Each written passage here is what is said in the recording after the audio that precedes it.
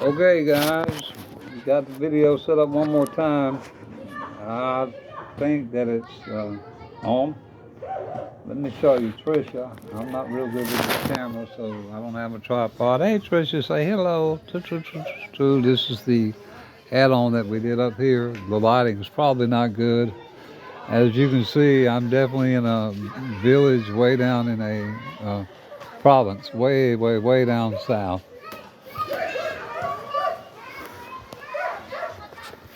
Okay. Again, the lighting may not be great, but it's the best I can do with right now. It just struck me to go ahead and do this. Uh, the, the topic that I wanted to discuss was Serenity and what's the catch? Well, I mean, we pretty much know what Serenity is, or we got an idea about it. But just for working definition, let's just call it peace within. And it's something that is really not easily obtainable unless we're willing to give up a lot of our own self-will. And addicts and just people in general, but really addicts, if you start working with that population, uh, don't want to give up self-determination. Although it might have led them to the dope man, it might have led them to jail, might have led them to getting beaten, robbed, and some of them have been murdered. So there is a catch. There's always a catch. I guess there's nothing, no free lunch, or if you will. There's a catch for everything, but there's a reward that is far outweighs the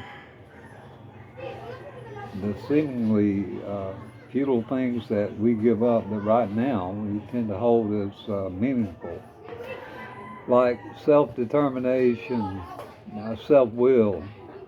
Uh, Now, I'm not saying self-determination and self-will is a bad thing. I'm saying with the population that I deal with and have dealt with, uh, self-determination and self-will pretty much drove them to the gates of hell. Um, so that leads me to the next paradox about this program called 12 Steps. Now, I'm not going to get into whether or not you want to buy into that. That's not my business nor my concern. The purpose of this is educational, so that hopefully you'll get some kind of avenue if you do choose to try something different than what you're doing. If what you're doing ain't working for you, maybe it's time to try something different. But the paradox is that you have to give up something in order to get everything. You have to surrender to be free. Now, that doesn't sit well with a lot of people, and I understand that. But again, if you tried everything else and nothing else has worked, what have you got to lose by trying this? And the very first step in this 12-step program is that we admit to ourselves and others that we were powerless over alcohol and drugs. That's the very first step. And to admit that to anyone, like they are, a lot of our folks already didn't know, our family and friends, if you still got any left, because eventually you won't. If you continue to use drugs and alcohol, that's a cycle, and it ends up in three places: jail, death, or some institution, whether that's a mental ward or hospital or whatever else. There aren't many options and good outcomes for people that use drugs and alcohol. And there, again, leads me to this point about serenity. So, if you think about the word disease and alcoholism and substance abuse addiction, nicotine addiction, any sex addiction, any addiction that you can add an addiction to, they have some traits that are characteristic to them. And it don't matter which one you're talking about. It don't matter if it's alcohol, drugs, shopping, spending money, and porn, coffee, cigarettes, whatever it is that you're into. The hallmark determinant as to whether or not there's a problem with this is, are you able to manage your addiction? Well, a lot of addicts will say, yeah, I can handle it. I'm doing good. Of course, they've lost 40 pounds and their teeth are falling out. Now, mine aren't falling out because of drugs. I left mine downstairs because I don't wear the damn things too much anymore. They're not comfortable. But Serenity. Serenity is peace within, and it's a constant peace within. And it's something we have to cultivate and we have to monitor. And we monitor that through our daily behaviors.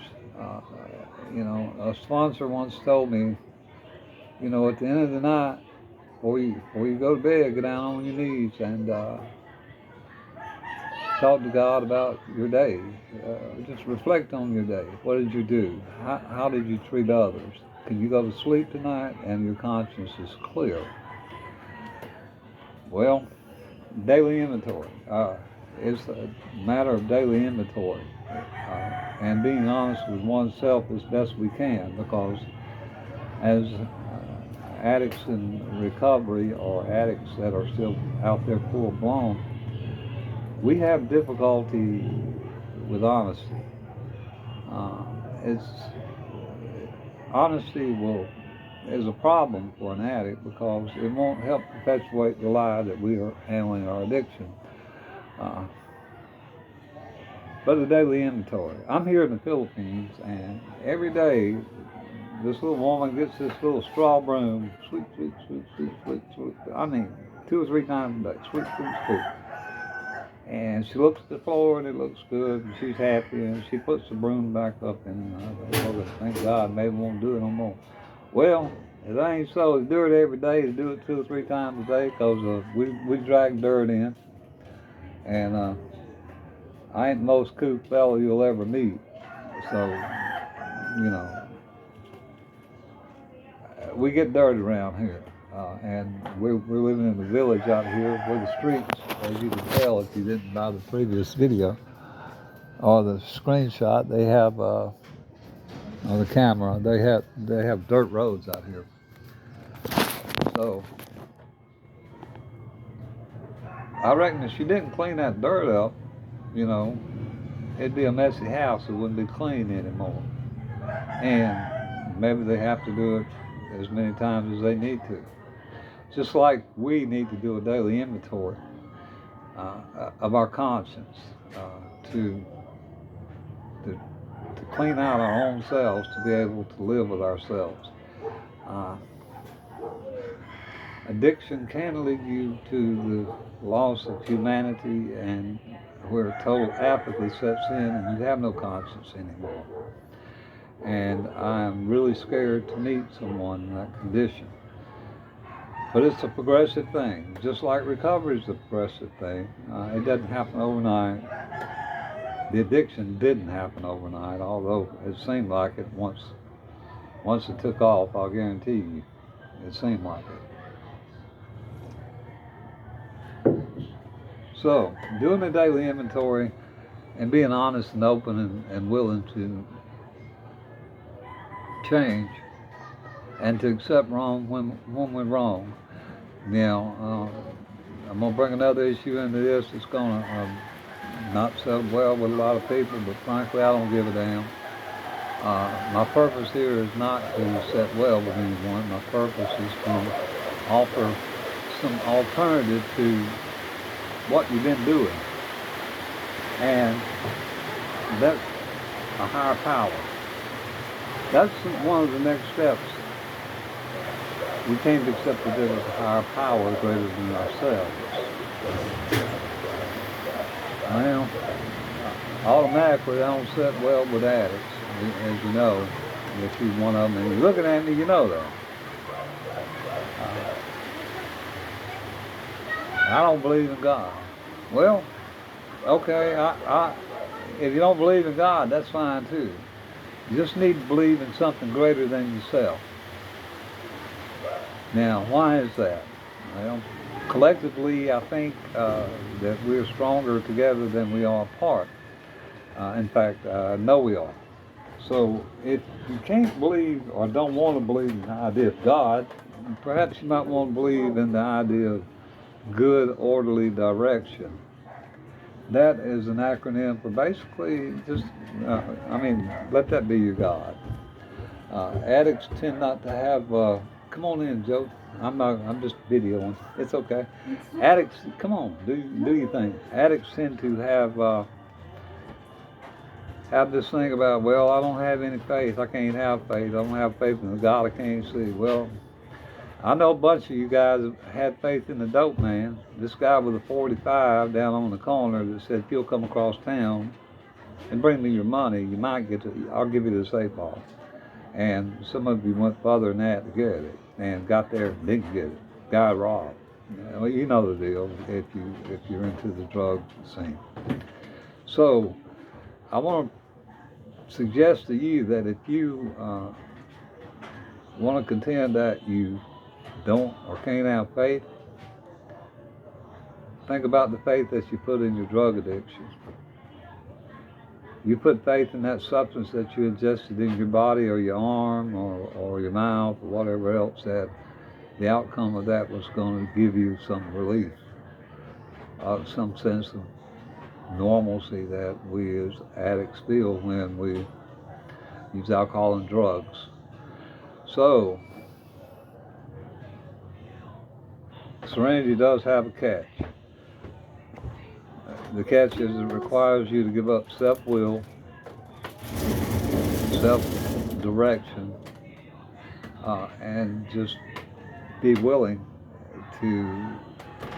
Now, this is primarily for people that are in recovery, because we messed up as adults when we come into treatment, and we need guidance. Our best thinking got us where we are. So it's a good idea not to rely on our cognitive processes at that time in the early phases of treatment. In fact, one of the axioms in the 12-step program is to get a sponsor. I don't want to go into all that and hip-haw about it, but we do need someone till the fog clears up, if it ever clears up, to help us check our sense of reality, because by far and large our sense of reality is skewed. That's why it's a good idea to get a sponsor, to go to a meeting where everybody has a common purpose, and that purpose is to get clean. Now,